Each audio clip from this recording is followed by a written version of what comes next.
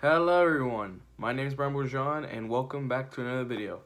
In today's video, I'm going to talk about Sunday's Advent Hell 400 at Kansas Speedway, which is, in my opinion, one of the best races of this whole decade. It will go down as one of the greatest races in NASCAR history, and it will most certainly go down as one of the greatest races in this entire decade of motorsports. It's 100% like that. This race was incredible. From start to finish, it felt like the perfect race. It felt perfect. It felt fantastic. It felt natural. It felt incredible. It was an absolutely splendid race from top to bottom, from lap 1 to all the way to the checker flag. It was absolutely insane. It was absolutely beautiful how good this race was. So, let's talk about it. The Advent Hell 400 was delayed, though, by weather. Weather played an effect. It was a factor in this one as the race was delayed because of rain. Rain hit the Kansas Speedway area, causing the race to start at a bit of a later time, at around maybe like 6 p.m. around there, I believe. So, yeah, the race had to start a bit more late than it should have. But nonetheless, it got going. Front row was Christopher Bell and Ross Chastain, and they started off the race red hot. It was side-by-side for like 2-3 laps. Great racing, side-by-side for first, third. You had 3 wide race in the back. It was beautiful stuff to start the race. And at the end of that mini battle, to like lap 3, it was Ross Chastain leading. And then Christopher Bell started to fight back. And then you had Kyle Larson joining the party late. So, you had a 3-way battle around like lap 10.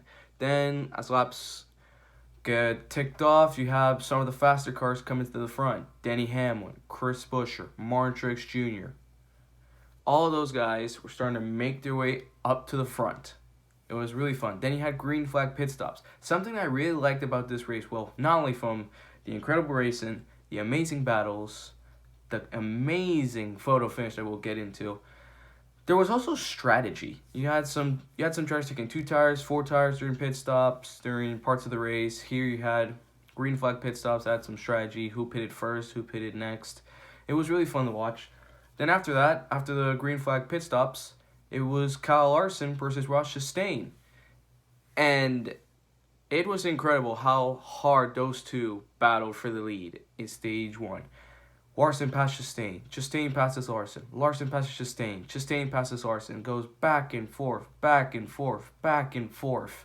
It was beautiful. It was absolutely incredible to see this. And this is during a long green flag run. It was amazing. Granted, after green flag pit stops, but nonetheless, there wasn't a single caution like stack up the field. Nothing like that. It was natural. It was great racing. It was the racing you love to see as a NASCAR fan, as even a motorsports fan. Like, think about driver passing one driver, attempt after attempt after attempt. It's like pass, fighting for the lead consistently. It was beautiful.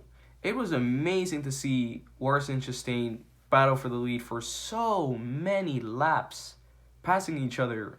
It was incredible. Then you had Ty Gibbs, Denny Hamlin, Chris Buescher all joining the battle too. It was amazing. Larson took the lead for a bit. Chastain would end up getting passed by Denny Hamlin, who in the long run had an amazing car. Denny Hamlin was really fast during the long run. And he caught up to Larson. And then we had another incredible battle in stage 1 between Hamlin, Larson, and Chastain. A great 3-way battle, which Hamlin and Larson were side-by-side for so many laps. It was beautiful. Tire wear also played an effect, as Larson was really loose due to the tires. Cording, he was really loose. Tire wear played a big effect. Yes, it played an effect during Kansas. It was really fun to watch, too, tire wear play an effect. And it was great. Larson, due to the tire wear, started to fall back a bit. Then you had Hamlin versus Chastain to finish stage 1. It was really fun to watch, too. Hamlin versus Chastain fight it out. It was great. Hamlin would win the first stage. He would hold off Ross Chastain in the field. It was a great. I mean, a beautiful first stage. Arguably the best stage in this decade in NASCAR. Honestly, the best 80 laps of the 2024 NASCAR season. The racing was incredible. It was so good. It was amazing. To kick off stage 2, we had, I believe, the same front row, Bell and Chastain on the front row. They're side by side, battling for the lead. Then coming off turn 4, they both get tight. They both get a little bit loose. Larson passes them, makes it 3 wide. And then you have Ty Gibbs, Chris Buescher, and Martin Truex Jr. all coming in hot, and it's 5 wide for second place behind Larson. All of those drivers, the 5 cars, five wide, trying to catch Kyle Larson. It was beautiful. You had Gibbs, Bell, Buescher, Chastain, and Truex 5 wide. It was an amazing scene. Chris Buescher basically threaded the needle. From where he was, you had Chastain, Bell, Larson, Bell. He was like around 6th place, and he made his way 6th or 7th. And when he made that 5 wide overtake, 2nd place. It was amazing. It was absolutely amazing to watch. It was an incredible move by Chris Buescher. It was amazing. And during the rest of the second stage, there wasn't much, but it was still pretty compelling racing, to be honest. It was still really good. You had a bit of strategy, tire wear, you still had some passing, you still had your battles. It was really good. That second stage was won by Chris Buescher. He held off Kyle Larson. Larson had a slow pit stop during green flag pit stops in the second stage, allowing Chris Buescher to take the win in stage 2. Then you have stage 3, where as compared to stage 1 and stage 2, when it comes to the starts, it was very chaotic. We had like 3-4 cautions in a row, whilst the drivers only could make like 2-3 green flag laps. So it wasn't an ideal start, stage 3, but it was chaotic. It was pretty damn chaotic. We had incidents between Cindric, Bubba Wallace, and Michael McDowell. One of those incidents was when Hamlin got a bit tight. Cindric was right behind him, got aero tight, got loose, hit the wall. Both, I think, Hamlin and Cindric, and Bubba Wallace, who was behind Cindric, hit the wall. Cindric lost control and crashed, collecting Bubba and McDowell in the process. The race was over for Austin Cindric. Another incident in stage 3 was Jimmy Johnson, the number 84 car. He saw some smoke ahead, Jimmy. He saw some smoke ahead, lifted up. Then Corey LaJoie didn't know what was going on in the front. He was still going about full throttle. They were entering turn 1, so he was going to lift eventually. And got into the back of Jimmy Johnson, causing Jimmy to crash. Bit reminiscent to his Pocono incident back in 2017. Big hit for Jimmy. Thankfully, he was okay, though he was upset with Corey LaJoie after the incident. After Jimmy got out of the car, he gave Corey LaJoie a stare down once Corey LaJoie was driving away from the incident. Jimmy clearly upset. He was hoping to have a good run. He was having a bit of a decent run. As again, he's trying to get used to the next gen car. His next race will be at the Coca-Cola 600 at Charlotte Motor Speedway. But unfortunately, an incident derailed his progress. DNFs. Cindric and Johnson, I believe, were the 2 DNFs this race. As for other incidents, in stage 3, we had Joey Logano spinning out in turn 4, and Harrison Byrne also spinning out off of turn 2. Both single car spins, not much. And yeah, that was about everything that happened during the opening laps of stage 3. Really chaotic start for stage 3. But then once all the chaos stopped, we went back to the great racing that Kansas Speedway basically always delivers. We had a great battle to start off between Denny Hamlin and Chris Buescher during the restart. They were fighting really hard, side-by-side racing, great battle. It was beautiful. Great racing, which Kansas Speedway always produces. I mean, Kansas Speedway is, no doubt about it, the greatest track in NASCAR right now. It has multiple grooves, top, middle, and bottom work perfectly. Produces some of the best racing every year. It's incredible. Kansas Speedway is truly a work of art. It is truly NASCAR's Mona Lisa when it comes to racetracks. It's absolutely perfect. And again, Sunday showed it. It was absolutely amazing. Kansas Speedway was absolutely amazing. Basically, every time I do a race review about Kansas, I'm consistently praising Kansas. Not because of something. It's because it deserves that said praise. The race, that Kansas Speedway is an absolute beaut. It's absolutely beautiful. It's a great racetrack. that last year produced great racing, 2022 produced great racing, 2021 produced great racing. I mean, it always produces great racing. And even that with even different packages, the 550 horsepower package, the current package they have right now. It's amazing. It's absolutely amazing how good the racing is at Kansas Speedway. No matter what you do with it. No matter what you do with the car. And even with the other series too. The trucks produces good racing. Xfinity produces good racing. It's amazing. Kansas Speedway is truly the greatest track in NASCAR right now. But back to the race. During stage 3, you had a bit of also strategy. You had drivers pitting 4 tires, 2 tires. You had a bit of strategy towards stage 3 and a bit of fuel mileage too. You had a bit of fuel mileage towards the end. You had Hamlin, Buescher, and Larson trying to save a bit of fuel. Larson, I believe, was good to get to the end, but I believe struggled with tires, with tire wear. Buescher, I think, was going to be a bit short. Hamlin was going to be on the number. However, some cars charging towards the end of the race here, Brad Keselowski and Martin Truex Jr. were flying, trying to catch the leaders. Truex Jr. had a hot rod towards the end. Brad Keselowski had a hot rod. This was like with a couple like 15, 20, 10 laps to go. He was consistently tenths, plural tenths, faster than the leaders. Keselowski was coming in hot. Granted, if something didn't happen, he wouldn't been able to catch up. If something would happen, he would, but, I mean, it's amazing. Truex had a chance to win. Martin Truex Jr. had a chance to win because he had overtaken Buescher and Larson. He was second with 7 laps to go. Martin Truex Jr. is only a couple tenths behind Denny Hamlin, who's saving fuel because I believe he was around the number, so he was going to be very close for Hamlin to make it. And Truex was reporting in the team area that push, don't let Hamlin save fuel. And he was coming in hot. Until, with a couple laps to go, Kyle Busch spins out off of turn 2, changing the whole complexity of the race. Now everyone has to pit for tires and fuel. It's really, really intense because, again, if the caution didn't come out, Martin Truex Jr. would have won the race in my opinion. Because he had enough fuel. I believe he had better tire wear than Hamlin. So he would have beaten him. It would have been a dogfight, but he would have beaten him 100%. But Busch spinning out changes the game. Everyone has to pit. Larson, Buescher, Elliott, Truex, Bell, the whole field need to pit. However, strategy came into play. Some drivers took 4, some drivers took 2. Truex Jr. was one of the drivers who took 4, which was a bit of a head scratcher at the time because everyone took 2 tires because of track position and if it was going to be overtime. Truex took a bit of a gamble because I assumed the grip, 4 tires, 4 fresh Goodyear tires, going to give him a lot of grip. So now, the restart. 3 wide move by Kyle Larson on the leaders. You head to turn 1 and 2. They're about 3 wide. Then it's Larson versus Buescher with Hamlin, Elliott, and Truex Jr. behind.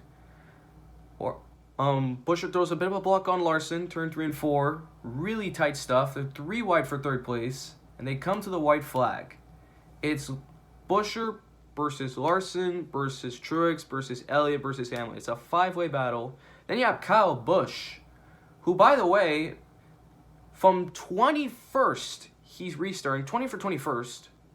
He would finish 8th this race. In 2 laps, he went from 21st, 20th to 8th place.